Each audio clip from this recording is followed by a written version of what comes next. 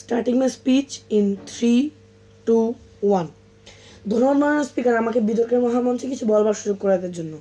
মাননীয় স্পিকার, আজকে আমি প্রথমত আপনাকে মোশনটা বলে দিচ্ছি। মাননীয় স্পিকার, আজকের মোশনটা হলো যে এই সংসদ এমন একটা দেশ, এমন একটা পৃথিবীতে বাস করতে চায় যেখানে মানুষ ইমোশনস দ্বারা নয়, লজিক দ্বারা, যুক্তি দ্বারা পরিচালিত হয়। আমি আজকে এই কথাটির গভর্নমেন্টে অবস্থান করছি। মাননীয় স্পিকার, প্রথমেই আমরা মোশনের কিছু কি পয়েন্টগুলো বের করে নিই। মাননীয় স্পিকার, আজকে মোশনের কি পয়েন্টগুলো হচ্ছে গিয়ে যুক্তি, ইমোশনস এবং মানুষের জীবন পরিচালনা করা বা মানুষ পরিচালনা করা। মাননীয় স্পিকার, আজকে দেখেন, আজকে আমার পক্ষ থেকে যে মেইন আর্গুমেন্টসগুলো থাকবে সেগুলো হইতেছে গিয়ে ফার্স্ট, ইমোশনস দিয়ে ম্যাক্সিমাম টাইমে ভুল ডিসিশন নেওয়া হয়ে যেতে পারে। সেকেন্ডলি, যুক্তি দিয়ে মানুষ পরিচালনা করলে ঝগড়া বিবাদ কমে যেতে পারে। তারপর হচ্ছে গিয়ে তৃতীয়, যুক্তি দিয়ে মানুষ পরিচালনা করলে একবারে একটা ভালো রেজাল্ট বা একটা মোর ইফেক্টিভ রেজাল্ট আসতে পারে। আমি এখন চলে যাচ্ছি আজকে স্টেক হোল্ডার কারা। আজকের ডিবেটের স্টেক হোল্ডাররা হলো এই যে educators and educational institutions, government and policy makers, business and employees, general public and citizen। বলতে গেলে মানে এমন একটা ওয়ার্ল্ডের এইসব মানুষগুলো হচ্ছে আমাদের স্টেক হোল্ডার, এবং আজকে আমার পক্ষ থেকে তাকে আমরা কীভাবে স্যাটিসফাই করতে পারি। দেখেন, আপনি যদি একটা ডিসিশন মেক করেন, ওটা লজিক্যালি থিঙ্ক করেন, ইমোশনালি থিঙ্ক করেন। ধরেন আমি একজন স্যারের কোচিংয়ে পড়ি।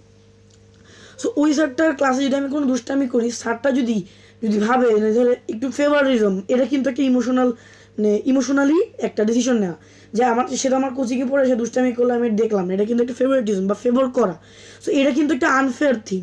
কিন্তু যখন সে লজিক দিয়ে দেখবে যে না, সে তো দুষ্টামি করতেছে, যেটা তো ডিসিপ্লিনের মধ্যে পড়ে না, যেটা আমার ক্লাসে এলাও না, মানে পাঠের সময় শিক্ষককে বিরক্ত করা, এটা কিন্তু ভালো কাজ না, তখন তাকে পানিশমেন্ট দেওয়াটা হবে ফেয়ার, এবং এটা হবে একটা লজিক্যাল ডিসিশন মেকিং। সো আমরা কিন্তু এদিকে দেখতে পাচ্ছি ইমোশনালি নেওয়ার থেকে এখানে লজিক্যাল নিলে কিন্তু একটা ফেয়ার জিনিসটা হচ্ছে, যেটা কিন্তু ইমোশনালি হচ্ছে না। সেকেন্ডলি, যখন আমরা যুক্তি দিয়ে কোনো কিছু ভাববো, ওখানে আমাদের কনফ্লিক্টস কমে যাবে। কারণ ধরেন আমি যদি ইমোশন দিয়ে একটা জিনিস ভাবি, আমার সাথে এমন একটা জিনিস, পার্টিকুলার একটা জিনিস হয়েছিল, সো আমি এই জিনিসটার মধ্যে ইন্টারেস্টেড না, আমি এই জিনিসটা কখনোই আর করবো না। ধরেন আমি একবার ক্লাস প্রজেক্টের নাম দিছিলাম, সো আমি আর কখনোই করবো না, কারণ আমি গতবার হেরে গেছি, আমি গতবার কোনো প্রাইজ পাই নাই। কিন্তু এটা করার কারণে কি হতে পারে, যে আমাকে দেখে অনেকেই অনুৎসাহিত হয়ে যেতে পারে, এতে করে ক্লাসের মধ্যে একটু কনফ্লিক্ট সৃষ্টি হতে পারে, যেটা করে কি হবে, ক্লাসের পরিবেশটা নষ্ট হবে শুধুমাত্র কিসের জন্য, আমার ইমোশনালি থিঙ্ক করার জন্য, আমার ইললজিক্যালি থিঙ্ক করার জন্য।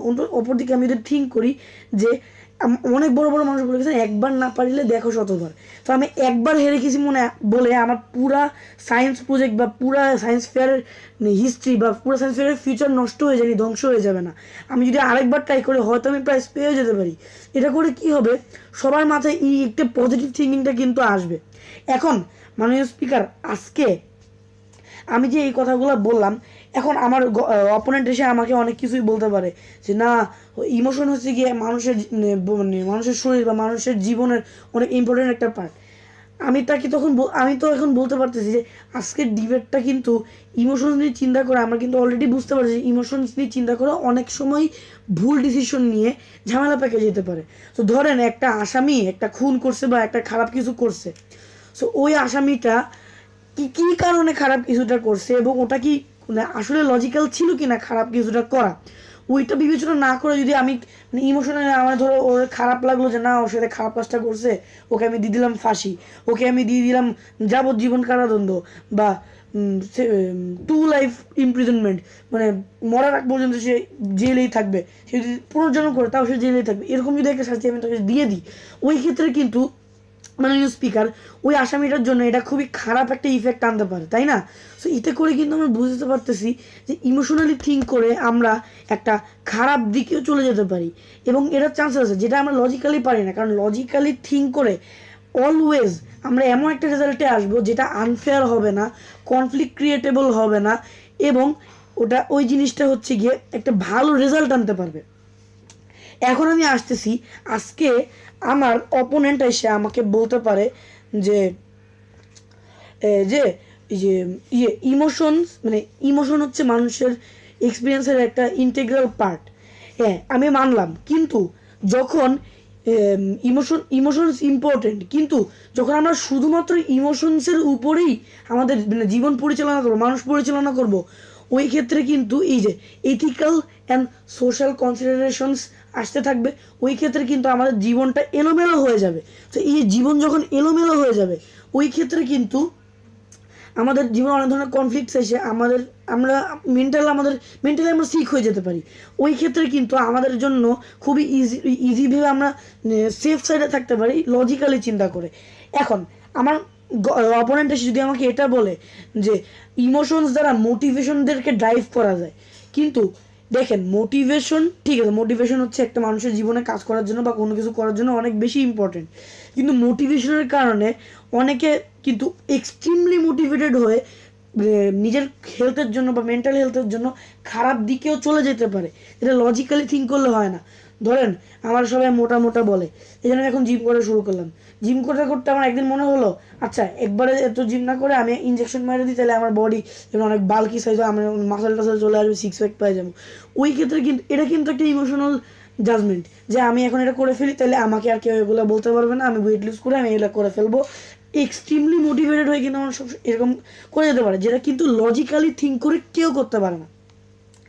এখন সে আমার অপোনেন্ট এসে আমাকে এইটাও বলতে পারে যে আমাদের লাইফে অনেক কিছু আসে, এটা দেখে আমাদের ইমোশনস দিয়ে কিন্তু আমরা অনেক কিছু জাজ করতে পারি, মানে ব্লা ব্লা ব্লা এগুলো বলতে পারে।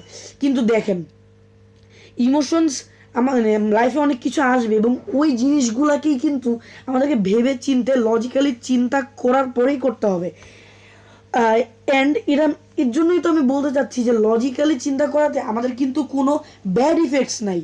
হ্যাঁ, আমাদের সবই কিন্তু গুড ইফেক্টস, কিন্তু আমরা যদি ইমোশন দিয়ে চিন্তা করি গুড ইফেক্টস আসতে পারে, কিন্তু আমাদের একটা চান্সেস আসে যে আমাদের ডিসিশনটার পরে একটা ব্যাড ইফেক্ট আসে। এখন এই বলে আমি আজকে শেষ করতে চাইতেছি যে আজকে যদি আমার অপোনেন্ট এসে এটা বলতে না পারে যে কেন আমার এই যুক্তিগুলো ভুল, আমার যুক্তিগুলো ভাঙে, সে এটা না বলতে পারে যে ইমোশনস হচ্ছে গিয়ে লজিকের থেকে বেশি উপকারী ডিসিশন মেকিংয়ের টাইমে, তখন সেই মুহূর্তটাতেই সে আজকে ডিবেটে জিততে পারে। ধন্যবাদ মাননীয় স্পিকার, ধন্যবাদ সবাইকে।